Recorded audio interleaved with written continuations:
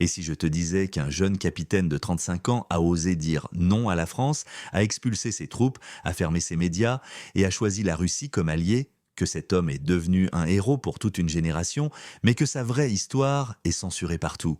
Tu ne verras jamais ça à la télé. Reste avec moi, je vais te dévoiler la vérité sur Ibrahim Traoré. En septembre 2022, Ibrahim Traoré renverse le gouvernement au Burkina Faso. Un coup d'État? Oui.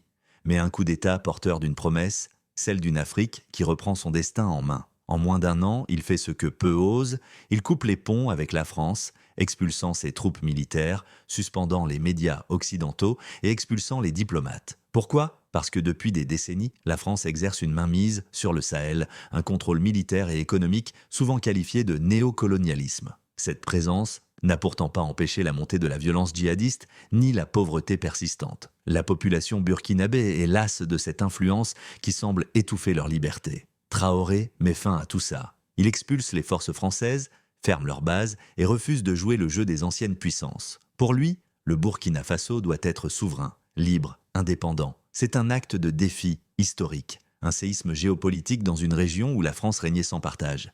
Mais ce n'est pas tout. Traoré fait un choix audacieux, il se rapproche de la Russie. Pourquoi? Parce que Moscou offre un partenariat sans condition, un soutien militaire et économique sans les chaînes du passé. Des instructeurs russes sont envoyés, des projets industriels et miniers émergent. C'est un nouveau souffle pour un pays asphyxié. Ce virage ne passe pas inaperçu. Les États-Unis et leurs alliés dénoncent Traoré, l'accusant de financer des mercenaires russes avec l'or du pays. Ces accusations sont répétées sans preuve concrète dans les médias occidentaux. Mais au Burkina Faso, la réaction est claire. Des milliers manifestent soutenant ce virage vers la liberté et refusant les pressions étrangères. Mais cette histoire a un revers. La démocratie est suspendue, la presse indépendante muselée, les opposants emprisonnés sans procès. Les élections sont repoussées sans calendrier clair. Traoré concentre le pouvoir et la liberté d'expression recule. Le héros d'hier peut-il devenir le dictateur de demain? Ibrahim Traoré, symbole d'un nouvel espoir pour l'Afrique ou nouveau verrouilleur du pouvoir?